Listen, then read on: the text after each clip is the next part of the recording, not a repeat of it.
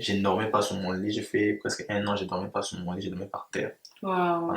Parce que quand je dors sur les lits, c'était comme si vraiment j'étais près de la mort. Donc, Hmm, j'ai parté, si je peux dire, sur mon hmm. propre lit. Et ça a été des moments très, très difficiles pour moi que j'ai traversés.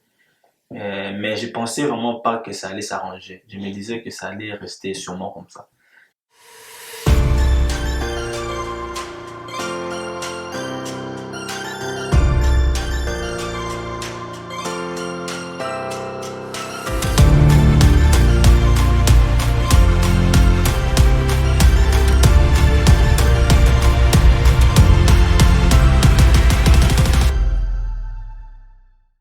Bonjour à tous et bienvenue une fois de plus à votre émission chrétienne Vive pour Christ. Mon nom est Alicia Bicout et cette semaine je ne suis pas toute seule, je suis avec Théo, Mamba. Deo Mamba. Alors aujourd'hui on va parler de quand je marche dans la vallée de l'ombre de la mort. Qu'est-ce que tu penses de ça, de traverser une vallée? Pour toi, qu'est-ce que ça te dit quand tu entends ce terme-ci? Bon, c'est un terme bon, c'est un terme qui est le plus utilisé, les gens utilisent beaucoup. Je pense que c'est juste métaphorique aujourd'hui pour montrer juste les moments difficiles que nous traversons. Ça peut être des épreuves, ça peut être des moments de désert, ça peut être des moments difficiles, mais des moments aussi des épreuves, des examens aussi. Pas seulement des moments difficiles ou pénibles que nous pouvons le voir, mais en tant que chrétien, on le voit plus souvent comme un moment aussi des épreuves. Des épreuves, des examens qu'on traverse.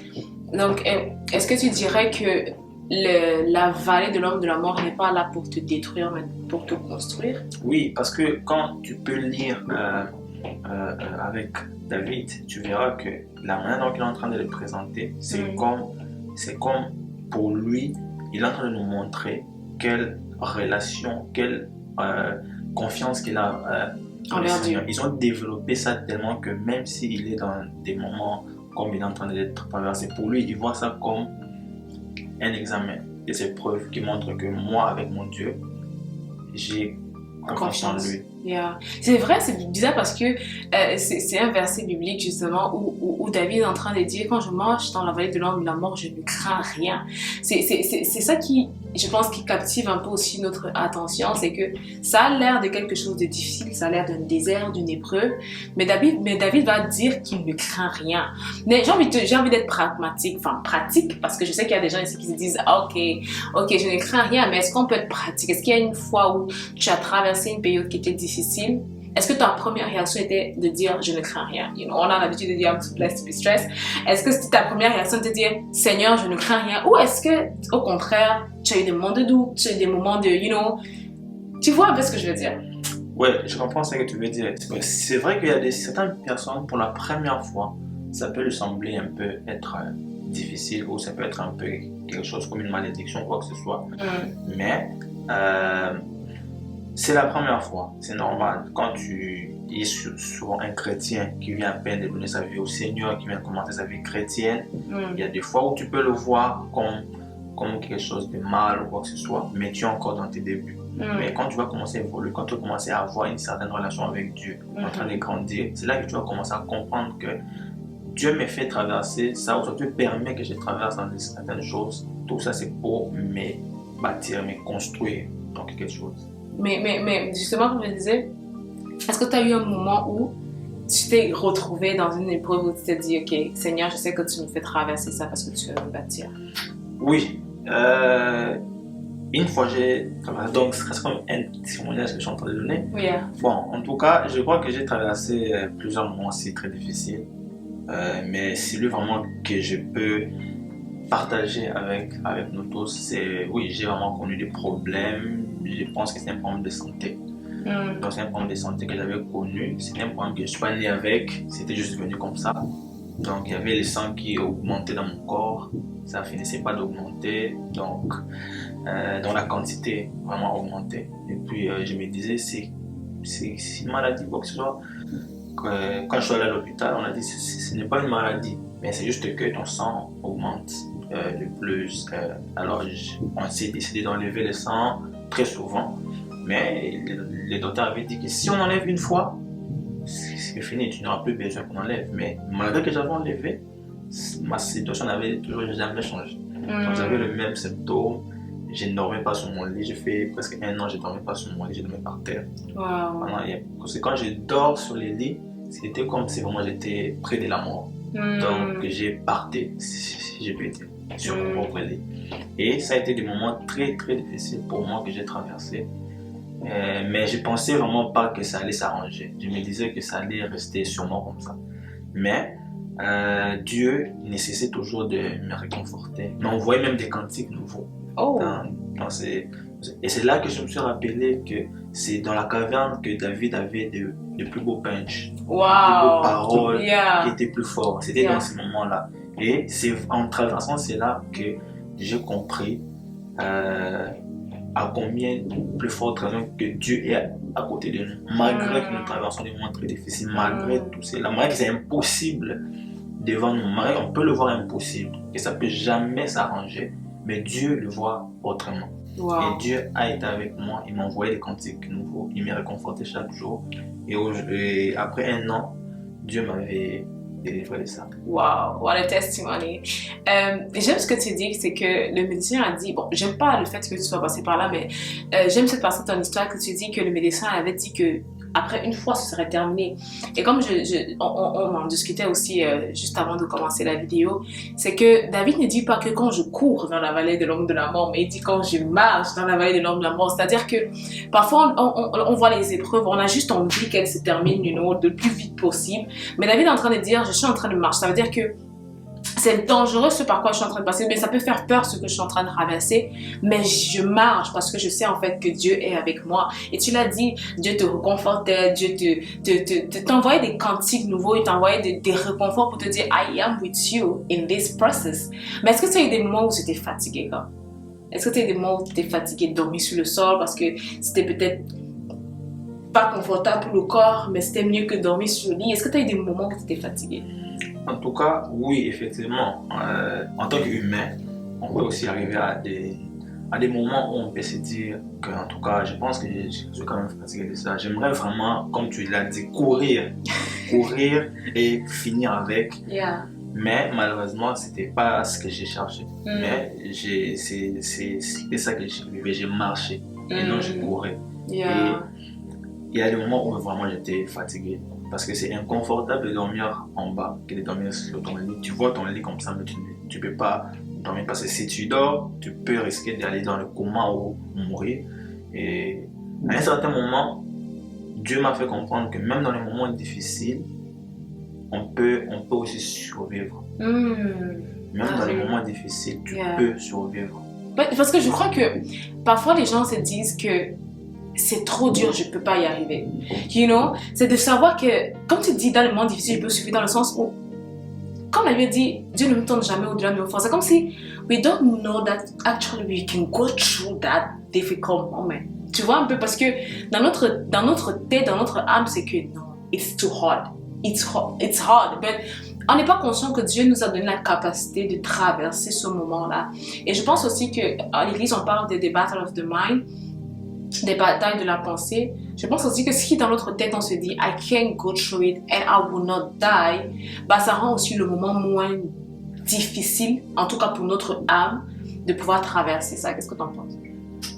Oui, effectivement, ce que tu dis, c'est vraiment vrai parce que très souvent on pense que je pourrais pas, même Dieu quand il appelle Moïse, même Dieu quand il appelle Jérémie, dans leur tête ils se disaient que j'ai beaucoup de barrières, je suis un enfant, soit je n'arrive pas à parler. La mission que tu me donnes, elle est vraiment grande. Elle est devant Pharaon. Elle est devant un grand roi. Toutes ces choses, ça semble vraiment être très difficile devant l'humain. Donc, selon notre perception des choses, on sait qu'on est limité. Mais parfois, on oublie le Dieu que nous servons ou le Dieu que nous avons accepté. Il est tellement grand, il est capable de tout. Il est capable de tout. Alors, s'il peut mettre son esprit en nous, donc on sera capable de traverser cela. On sera capable d'accomplir la mission ou à traverser même les moments difficiles que nous sommes en train de traverser parce qu'il est notre berger. On a la capacité de traverser cela. J'ai aimé ce que tu as dit. Tu as dit que s'il est capable de mettre son esprit en nous, and sometimes we forget that, parce qu'elle avait dit que je vous enverrai un autre consolateur. Et le Saint-Esprit est appelé notre aide, you know. Et Jésus-Christ même dit qu'il est avantageux que je m'en aille parce qu'il savait c'était quoi l'importance du Saint-Esprit. And sometimes we don't even understand and we don't realize the purpose of the Holy Spirit, ou encore ce que le Saint-Esprit fait en nous qui nous rend capable de traverser les épreuves. David n'avait pas le Saint-Esprit comme on l'a aujourd'hui qui vit en nous, mais il était capable de dire que je marche dans la vallée de l'ombre de la mort et je ne crains rien. Like, it's so deep, like, c'est quand même assez forte comme révélation, comme déclaration. Parce qu'au jour d'aujourd'hui, où, je ne sais pas si tu le sais, mais le sujet le plus important, c'est la santé mentale, les gens qui traversent la dépression, les gens qui deal avec les problèmes de dépression. Pourquoi? Parce qu'ils arrivent dans des périodes de leur vie où ils se disent « I can't anymore ». Je ne peux plus m'en sortir avec cette pensée, je ne peux plus m'en sortir avec cette situation, je ne peux plus m'en sortir. Est-ce qu'on peut se dire que je peux traverser la vallée de l'amour de la mort et ne rien craindre? Oui, on peut traverser la vallée de l'ombre de la mort sans rien craindre. C'est possible de le faire. Mais je sais que, en tant qu'humain, ça peut aussi nous arriver d'avoir peur, de craindre, de voir que c'est trop noir. C'est vraiment un trou qui est très noir. Yeah. Ça peut faire peur, ça peut amener beaucoup de doutes. Et puis ça peut... Mais c'est toujours possible. C'est toujours possible parce que l'Éternel est le berger. Et puis il est notre berger. Donc c'est la personne que nous suivons. Et la personne que nous suivons, il nous dit de ne pas avoir peur, de ne rien craindre. Il est avec nous. C'est cette conscience, en fait, je pense que c'est ça qui fait la différence, you know. C'est lorsque on a la conscience de ce que Dieu est avec nous. Parce que même lorsque on a pris l'exemple de Moïse, de David ou encore de Gédéon, de Jérémie, la chose que Dieu va leur dire lorsqu'ils vont dire « Oh, j'ai peur, oh, je suis bête ». Bon, David, actually, il n'a pas dit ça parce qu'il était smart, I don't know, ouais. He was something just amazing. Mais Moïse, lui, il a dit, voilà, moi, je bégaye, blablabla. Et puis Dieu lui a dit, je serai avec toi. Jérémie, pareil, je suis un enfant, je serai avec toi. Je pense que Dieu veut que nous sachions qu'il est avec nous. And when we have this consciousness, like, quand on a cette pleine conscience de ce que Dieu est avec nous, ça fait en sorte, c'est pas que ce n'est plus l'homme de la mort, parce que David ne le cache pas, c'est l'homme de la mort. Ça veut dire que ça peut faire peur, ça peut être, ça peut sembler être dangereux, ça peut sembler être redoutable. Mais malgré tout ça, je ne crains rien parce que je sais que je ne suis pas seule ici. Je sais qu'il est avec moi. Donc, qu'est-ce que tu dirais à quelqu'un qui, par exemple, est en train de traverser sa vallée de l'ombre de la mort? Les disciples, lorsqu'ils étaient avec Jésus dans la barque, ils ont vu la grandeur physique du danger. Ils ont eu peur. Alors qu'ils avaient Jésus avec eux. Ils n'avaient même pas besoin de craindre quelque chose. Oui, ça pouvait sembler même que les bateaux vraiment commencent à s'effondrer. Mais l'assurance dans la personne que tu as, c'est ça qui va te garder. Si tu n'as pas l'assurance de la personne que tu es avec, ça peut faire en sorte que tu puisses perdre la foi en question. Que je vais perdre, que je vais couler dans cette épreuve-là. Donc, comment est-ce que tu dirais, like, s'il faut donner des tips à quelqu'un qui est en train de traverser, par exemple, qu'est-ce que cette personne peut faire pour entretenir sa foi et son assurance en Dieu dans l'épreuve? Parce que souvent, ce dimanche, on va prêcher sur le pouvoir de la louange dans l'épreuve ou dans les batailles de... Comment on va... avoir la victoire sur les batailles au travers de la louange. Donc, est-ce que tu aurais comme quelques tips que tu pourrais donner à quelqu'un lorsqu'il est en train de traverser la vallée de l'ombre de la mort qui peut l'aider à bâtir son assurance en Dieu? Tu vois ce que je veux dire? Ok, mais je comprends ce que tu veux dire. Oui, il y a plusieurs manières. Et puis, bon, ce que je peux recommander, c'est d'abord de méditer la parole, de connaître en réalité c'est qui la personne que je suis en train de suivre. Ça, c'est vraiment, c'est la première des choses. C'est vraiment de connaître la personne que je suis en train de suivre. Si vraiment je connais la personne en question, je peux overcome tout ce qui peut venir devant moi par la méditation de la parole. Parce que sa parole, c'est lui-même. Par la parole, par la prière, par les rapprochements dans l'adoration, dans la louange. Mais tous ces éléments viennent en sorte que nous puissions connaître c'est qui Dieu. Et aussi accepter aussi parfois de vivre ces épreuves-là. Parce que tu ne peux pas connaître El Rafa si tu n'as jamais vécu la maladie. La maladie. Tout ce qu'il a fait, les épreuves, les situations très difficiles, c'était pour que nous puissions connaître une certaine facette aussi de lui. Sinon, pas, on n'allait rien connaître. On allait savoir ce qu'il dit. Il est Dieu, il est le créateur. Et puis c'est bizarre parce que tout à l'heure, on parlait avec Déo de Abraham et c'est après l'épreuve d'Abraham, lorsque Dieu lui a demandé de donner son fils Isaac en sacrifice, qu'il va dire, on l'appelait Jéhovah Jireh. C'est-à-dire que cette révélation qu'Abraham a eue de Dieu, c'était parce qu'il était passé par un moment où il avait dû donner tout à Dieu. Ok, donc parfois lorsqu'on voit Jéhovah Jireh, on se dit juste qu'on va le dire comme ça. Non. C'est pas juste le dire dans une chanson, juste, you know. C'était la révélation de quelqu'un qui avait été dans une saison où il a donné tout à Dieu et il a vu comme celui qui pourvoit aussi, you know. Donc, comme Déo l'a dit, sometimes, au-delà du fait que I need to pray, I need to fast, I need to sing, to praise God in the process, I also need to accept that I'm going through a certain process. Donc, accepter que je suis en train d'aller je suis en train de marcher, je suis dans la vallée de l'ombre de la mort et accepter de marcher. Te dire, Seigneur, si tu es avec moi, je marche. Lorsque tu vas dire que c'est fini, c'est fini. Mais si pour ce moment-ci, je suis en train de devoir marcher, I will accept it.